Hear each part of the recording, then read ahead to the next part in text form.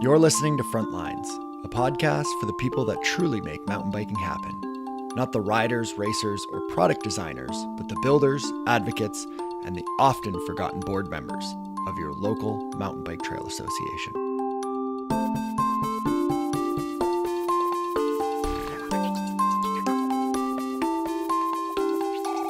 This episode, we explore two different youth programs aimed at getting kids on bikes. The youth is our future. It's cliche to say, but it's as true and relevant within the world of mountain biking as it is anywhere. My first guest runs a number of grassroots youth programs as part of the outreach mandate of the local trail association. It's a great example of focusing on local community needs. My second guest comes from the other end of the spectrum, helping to run a national youth program. And although each community runs its own unique program, they have the support of a nationally recognized organization. Both examples do great work, and both achieve the goal of growing and diversifying the sport of mountain biking. They both provide kids with the opportunity to mountain bike who otherwise may have not had the chance to do so. So whether you're looking to create a youth program with your local trail association, or you're looking to grow and improve on an already existing program, I think you'll find value in what both of my guests have to say. I'm your host, Brent Hillier, and you're listening to the 10th episode of Frontlines.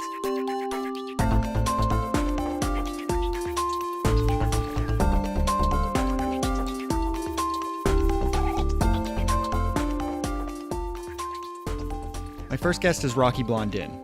Rocky is the director of the Fraser Valley Mountain Bike Association, also known as the FVMBA. He's the board representative for Mission, British Columbia, and is also a self-described community member at large, and focuses on youth mountain bike programs in Mission and the Fraser Valley. Hi, Rocky. Welcome to the show. Hey, Brent. Thanks for having me. How did the program in Mission start? Well, we have a variety of things kind of on the go in Mission, and the history of youth bike programming actually goes back a few years. There's a couple of volunteers that operate two programs out of various schools in the district, one of which is out of Hatzick Elementary, and it's called just the Bike Club, and they go out once a week. One of the teachers who runs it, Glenn, I've known him for as long as I've been in Mission, so 5 or 6 years now, and he's been doing it at least that long. And the other one is done by Georgina, a fellow volunteer of mine, and she does a variety of schools in the district that have kids programs through Fraser House, which is another nonprofit here.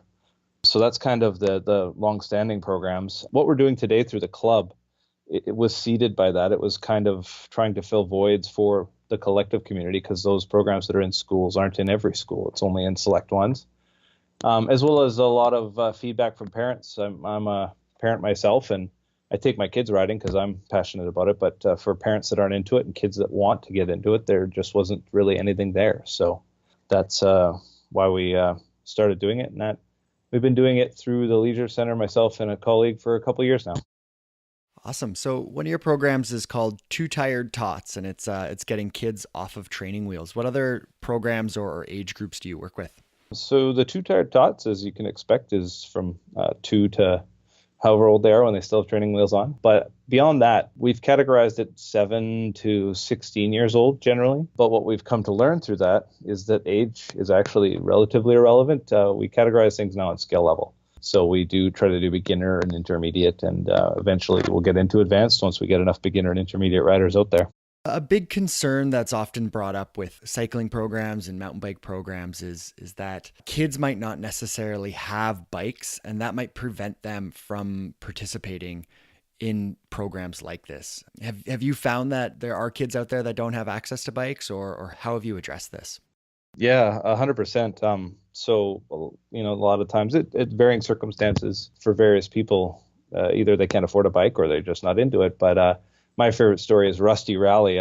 One of the kids I had at a program came out and he showed up with his bike. He was very proud, and it was this old Rally, and it was very, very rusty and not safe. So as much as he had a bike, it just couldn't do what we needed it to for that kid. We've been very fortunate here in Mission. A few years ago, donation was made to the district to purchase some bikes. So the rec center here actually has a fleet of mountain bikes available for these programs, but they're large, or I guess for teenage sized kids. And so one thing we're working on is getting some for the younger tykes, 20-inch wheels, for that 7-year-old and up category kind of age group. So we feel it's important along those lines to remove as many barriers to entry as possible for kids just to get out and try it. Because it could be, and I'll speak from a little bit of experience, my kids got into BMX recently and kind of had to drop the gauntlet on picking up a couple BMX bikes, which wasn't in the arsenal.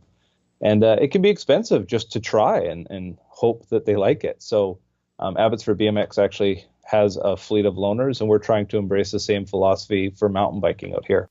If a community is hoping to create similar programs, is it one of those things where we're having those bikes for kids to borrow? Is that important, or can communities get started with getting these programs off the ground and not necessarily having bikes to borrow? I wouldn't say a community, if they were trying to just start, would need, that's not a prerequisite, I don't think. We've started here with the various groups that have been doing it for the years that they have without that. And most important is just to get volunteers. Like anything, when there's volunteers involved, it's really tough to get or find them. So just get either some people passionate about leading rides or some people passionate about organizing. That's another thing we're working on. And just start something small and take it from there. Kids have an opportunity to do a lot of different things, right? And they can go out, they can play soccer, they can play basketball, baseball, all these different sports and activities. And why should parents want to get their kids into mountain biking, or why would kids want to get into mountain biking?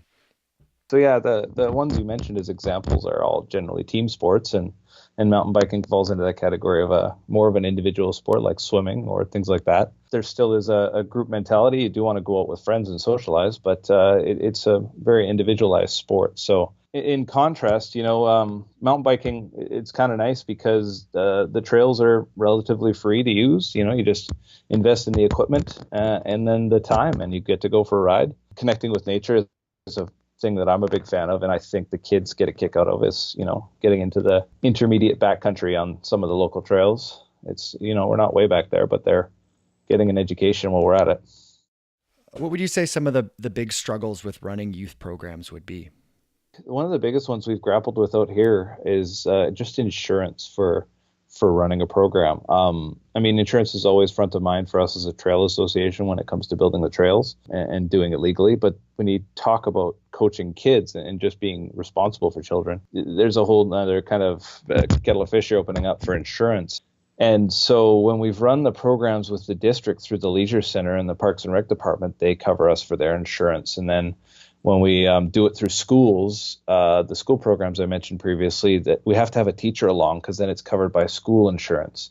But we really couldn't find adequate coverage or a way to kind of a mechanism to do that well. And so what's been a very fortunate revelation recently with Cycling BC is they've released this iRide Sprock Kids program that's just come out, and we're jumping in with 2 feet because it allows for training of our coaches or, ride leads, which is key to then having safe programs. And then beyond that, it also adds insurance because you're now trained and they can kind of sanction it and you can operate under their safety net. So that's been a huge step forward for us. It's relieved a lot of the sleepless nights I've had worrying about, when I take somebody else's kids in the forest and something happens, now what do we do? So it's something that's moving ahead here locally, and it's a big challenge to get a kids program going. When I talk about those other sports, hockey, soccer, and the like, they've got their insurance in place, but they've also got big governing bodies, national associations and provincial associations that help them with that. And so I do want to say Cycling BC in slotting into this has really been a great thing that's come up lately. How does the club get funding for these programs? We're trying on a variety of fronts. So we've here in Mission, so we're very fortunate that the district is a really good partner of ours in a variety of ways. And so they have supported us through a grant this year to acquire some of those bikes we talked about. The thing about, so I like to compare ourselves to those team sports you mentioned to try to figure out how we chart our course in this regard. So when you talk about like hockey or soccer, typically municipalities pay for the facility, right? They build the hockey rink, they build the soccer field, and then an association of a nonprofit comes in and runs a sporting association to get the referees and everything else they need. In mountain biking, I make the analogy that if we compare to hockey, first we have to build the rink and then we have to play the games. And so we kind of have FVMBA as an association by its kind of charter, if you will. is a trail association. It's to, advocate for the sport and protect and build on the trail network. So we're building the rink, but we didn't really have any program for getting kids into the biking. So when seeking funding, I'm trying to recreate what hockey and soccer do, and it amounts to user fees, which we have touched on, but a lot of times that adds that barrier to entry we try to avoid. And we're seeking out things like gaming grants are available, but you have to have an established program running. So there's a bit of a challenge there. Yeah, so there are options out there for funding, but we're just kind of at the ground level on that front. Why do you think programs like this are so important? Well, actually, quite frankly, there's nothing really out there like it around here. And so we get a lot of requests for it, and nobody's really stepping in to fill the gap. So we're trying to fill a hole, but also provide for the youth and provide for the sport. One other thing I try to get across the parents of kids that sign up for these programs is don't limit themselves either. Us as mountain bikers, we want to share what we love as a sport goes, and I'd love to see a kid and their parents get into it together. That's, I think, a magical combination. I think it benefits the sport, it benefits the community. There's a lot going for it there. Well, Rocky, I want to thank you for taking the time to chat with me. How can people get in touch with the Fraser Valley Mountain Bike Association and get involved with these programs? Best way is to email our kind of inbox at info@fvmba.com, as well as look out in Mission here. We've got a couple programs in the Leisure Guide, which is the publication the district puts out for Parks and Recreation. So those, I think the guide's out already, and the programs we're running this spring and early summer are in there. As well as keep an eye out at our website. We're planning on some announcements to do with some new programs we will be kicking off. One will be an iRide program in partnership with Cycling BC. One will be a group ride sessions. We're trying to get a really informal group of kids that are already into biking, have bikes, but want to get out more regularly, as well as some after school programs. Awesome. Thank you very much. All right. Thanks, Brent.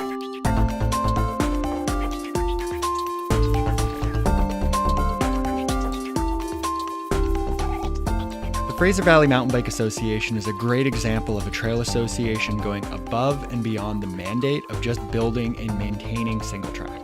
By providing community programs for youth, they've become a key asset for the various municipalities in their region.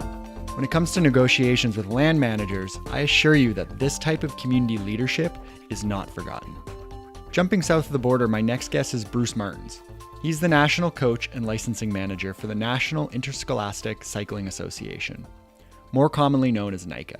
Their goal is to create quality bike programs for every student athlete in America. Hey Bruce, welcome to the show. Thank you for having me. In your words, what is NICA? NICA is the National Interscholastic Cycling Association. We're a group founded, a nonprofit grassroots organization founded in 2009 with the scope of providing quality bike programs for every student in America. What value does cycling bring to the community of youth out there?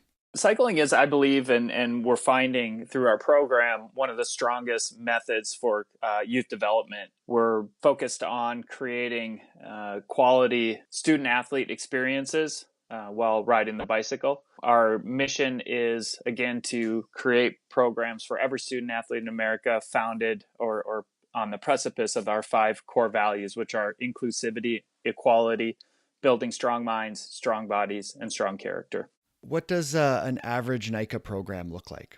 Well, the programs are designed right now around NICA events.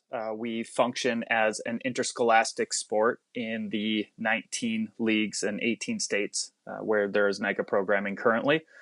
We are either a spring or fall sport, depending on the state and the league preference. We're a club sport in that we have school-based teams. We have composite teams that are formed around a composite of schools. And then we have the opportunity for independent students to ride. So kids that go to like charter schools or homeschooled, they can participate as well. Our programming currently is for 6th through 12th grade registered students. And we provide ability-based categorization from middle school all the way through varsity sport. Awesome. So participants are doing race events. Is it specific to like cross country events, or is it a little bit broader than that? Yeah, we actually do. We're focused on cross country mountain biking. Our number one objective is to provide a safe experience for kids while on the bike. Using cross country courses, we're able to control the variables such as speed, community engagement. We can dictate the difficulty of the course, create kind of a closed course, if you will, allowing us to provide that safe aspect. When safety is ensured, an educational and enjoyable experience is possible. So we focus on safety with the objective of providing an educational and enjoyable experience for everyone participating in our programs. So how can a community get involved? Well, that's the best part about a grassroots nonprofit organization. We are a small staff who have a broad volunteer base. We have several coach licensing levels. The easiest, least barrier to entry is simply passing a background check, completing a concussion certification course, taking our online free risk management webinar training and passing the test, and then registering with our program. So we have a waiver and a participation agreement to act in accordance with youth development and student athlete centered programming. So it's pretty straightforward, nice and easy. We have over 4,700 volunteers, coaches participating in our programs right now across the 19 leagues, and they're serving just over 12,000 student athletes in the 19 leagues that we're working with currently. So easy access for parents or interested community members. We want to make sure you're credible. We want to make sure you understand our inherent risk and how we manage that. And we want to make sure that we know who you are and where you are and who you're working with. So outside those things, we're a very welcoming community of cyclists. We have coaches who represent all ability levels, from very novice, just getting on the bike, teachers who are really good at teaching and still learning bike skills, to professional riders who come in and are really great with bike skills, but are learning from those teachers how to teach. So it's a great cross-section of ability and skilled practitioners. Of course, we have the average quote-unquote Joe or Jane parent that shows up as well, and there's roles for them at the team level as well. So as a student participating in the NICA program, are they going to various races? Are they traveling a great distance to do this kind of thing? Yeah, so the races are typically on the weekends. We set up the course Friday, do a pre-ride Saturday, and depending on the league, either race Saturday or race Sundays. Many leagues do racing on a Sunday. The typical drive time is about 2.5 hours. As you can imagine, with some of the larger states, that distance between home and event may be a little broader, maybe a little shorter. I know most leagues try to switch up venues so to provide equitable opportunity in line with our equality core value, to make sure that people have races in their communities as we rotate around from season to season. Awesome. Now, the participants, do you find that they come from, quote unquote, mountain bike families, or are you getting participants that don't necessarily do a lot of mountain biking? Maybe they have a bike and they just want to give it a try. It's really cool. We have both. Naturally, the low-hanging fruit are the people who are already out there doing this work and in this sport, who are passionate, independent of NICA, and find it as a result of their attraction, affiliation, and current mountain bike status. And then we, have kids who didn't really fit with the traditional ball and stick sports, didn't fall into the conventional after-school sport structure. They pick up cycling. This is an individual as well as a team sport. It's not mainstream, if you will, and so we get a lot of people who come in never really having had an experience on the mountain bike before, wanting to try something new and different. So a good cross section of both those ends of the spectrum, and as you can imagine, people who fall somewhere in between. That's awesome. So what's next for NICA? Well, as a youth development organization, we sure look like a race organization right now. And indeed, our primary focus are the events. It's the celebration of the work that goes on every day at practice. And it's the one that gets the most attention. And so really what we want to do is start to now say, hey, we've got this really great, credible program. We have events to recognize and celebrate the work. Let's really formalize the effort and intention on youth development, which is well understood. And in Canada, you guys have the long-term athlete development model that's well ingrained in Cycling Canada. It's certainly a model for us that at NICA in the United States, something to aspire to more intentionally. So really keying in on those 10 key factors that add to not just an ability to perform now and learn what it takes to train and compete, but find a passion in a sport that is a life sport. So really focusing on the broader aspects of youth development, including character and the psychological, the social aspects. Those things really actually tend to be the more, when surveyed, NICA student athletes are most interested in the social and the opportunities to develop themselves as quality people in the world. The competition and fitness actually fall pretty low on the rating scale in terms of like 8 and 10 on the top 10 list of reasons why student athletes participate in our program. So I think we really, now that we've got a really good momentum going and positive events to highlight and capture the work that happens, our focus will be on refining our method and really professionalizing what is right now an emerging field in coaching and youth development. How did you get involved in this?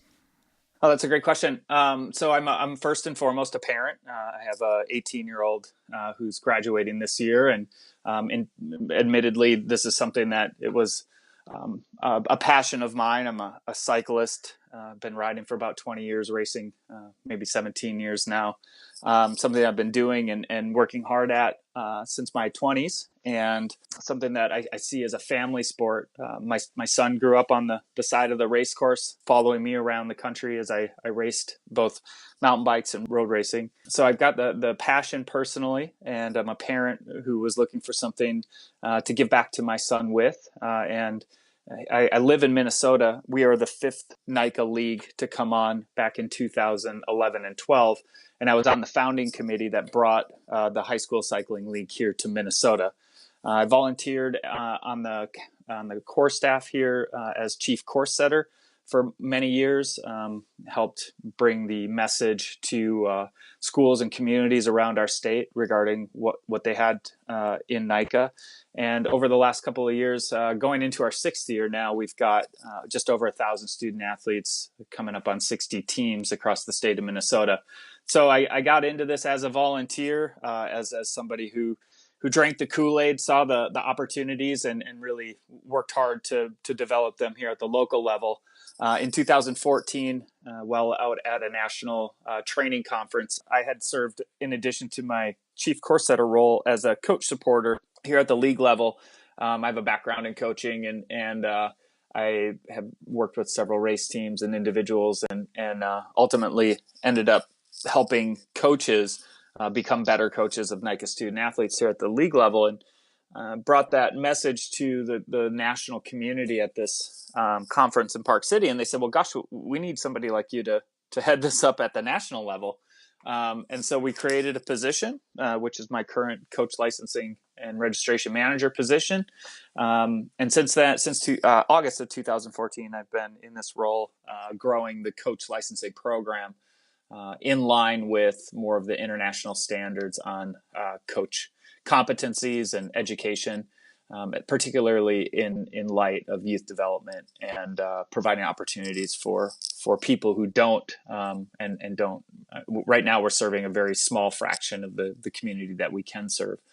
So my personal vision is to make NICA the accrediting body for everyone working with kids on bikes in the United States and perhaps the world. I do have a vision, and this has not been formally announced, but I'm comfortable in saying, I have a rough vision of what ICA would look like, the International Interscholastic Cycling Association. So one state, one country at a time.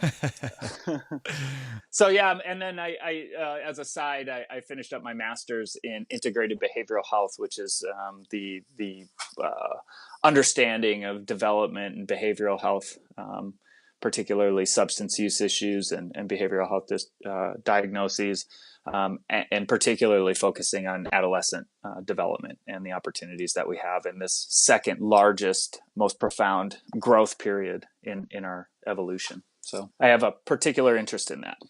Yeah, and that touches on why this is so important, right? Getting kids out, getting kids active and giving them something to do, and especially the kids that seem to be missed with engaging them in team sports, and that's something that, I certainly saw value in mountain biking, and I think there's a lot of kids out there that maybe wouldn't think about living an active lifestyle if it wasn't for an alternative to team sports.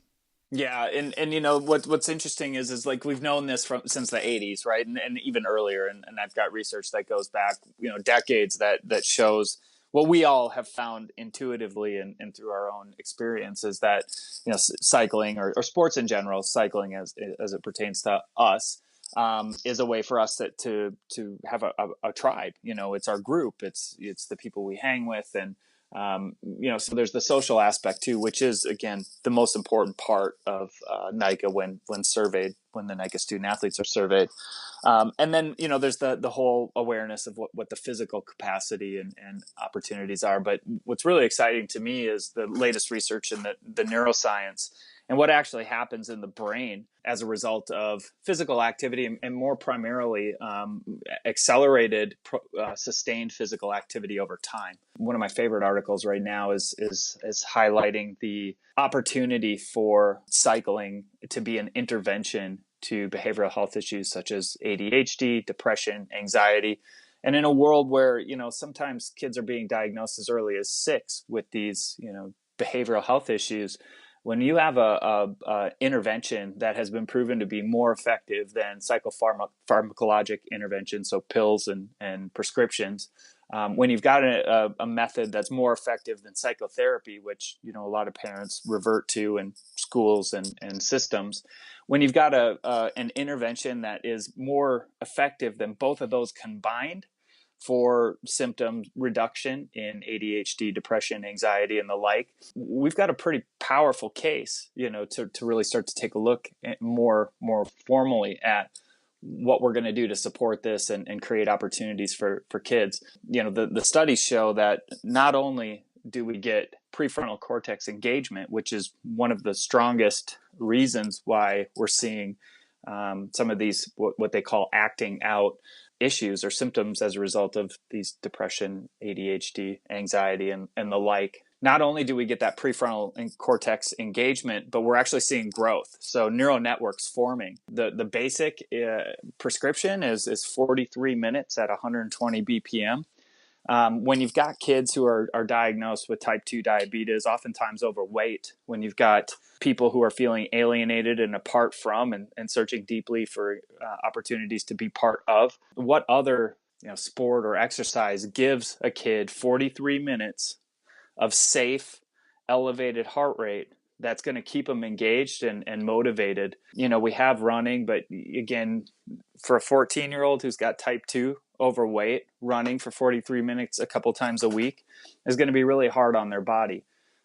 And as a result, you're not going to see them doing it. When you've got swimming, which is equally effective as cycling, but not nearly as social, and when you see that swimming pools aren't readily available around the country for kids the way bikes are, not a logical solution. And, here in Minnesota, we've got Nordic, but that's a hard sell for folks down in Georgia and Alabama.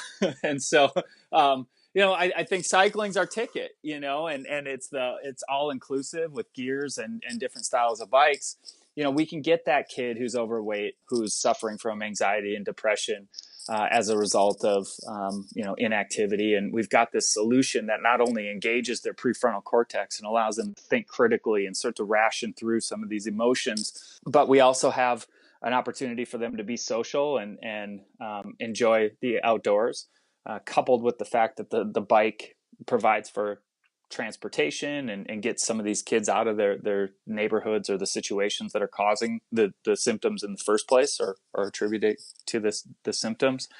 we got a powerful tool. And so again, just on the brink of learning more about this, that neuroscience research is just starting to come out. I think started back in December of 2015, and we're seeing more and more articles. We've got Specialized invested in an ADHD pilot program right now, looking at a tier 1 study, using the bike as an intervention for ADHD. So I think that's our greatest opportunity. And when we talk about community building and creating assets to our society through the youth, using cycling as a tool, it really makes me excited. And that's the potential for NICA. That's what we have on our plate. Clearly no small task, but we have a ready-made user group. We've got some really competent people who have experienced what we know to be possible much through their programming and through their anecdotal experience with these kids. And the object right now would be to maybe capture some of this and really start to highlight some of the things that are going on as best practice and get this information out to the rest of the community. How can listeners get in touch with NICA?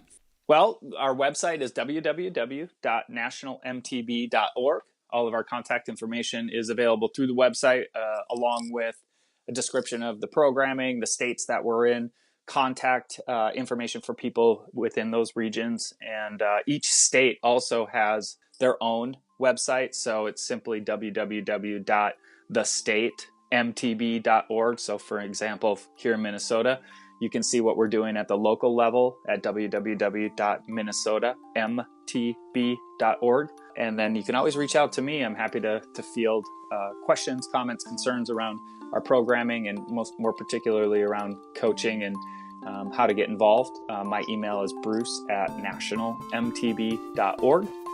And I'm happy to have conversations with any of your listeners who want more information. Awesome. Well, Bruce, thank you so much for taking the time to chat with me. It's been awesome. Yeah, thank you. And I really appreciate your time. I hope to be on again sometime soon, and we'll look forward to following your show. For sure. Thank you. Take care. Big thanks to both of my guests, Rocky Blondin and Bruce Martens. I'd also like to thank last episode's guest, Joshua Rebenock, for getting me in touch with Bruce. As most episodes go, my conversations tend to spur on further discussions, and this time was no different.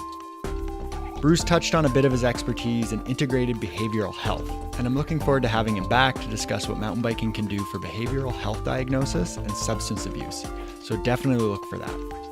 While on the topic of future episodes, Frontlines is currently looking for contributors, so if you have a story that you want to share, then let me know. No experience is required. As the show becomes more popular, I want to include more voices than my own, and more importantly than that, I want to include more views and opinions than just my own. So you can find me on Facebook, Instagram, and Twitter @BrenskyBikeski. You can also send me an email, or if you want to include your voice in a future episode, then send me an audio file, brent@bikeski.ca. Music is once again by Lee Rosevear. Production notes by Jennifer Pride. Next episode, my guest will be Thomas Schoen of the Caribou Mountain Bike Consortium. He'll tell us just what a consortium is and why they're so helpful in developing and promoting local ride destinations. And like always, if you enjoyed the show and you haven't already, leave us a review on iTunes or whatever podcatcher you use. It helps others find the show, and it's really important. And finally, I'm Brent Hillier. This is Frontlines. Thanks for listening, and happy trails.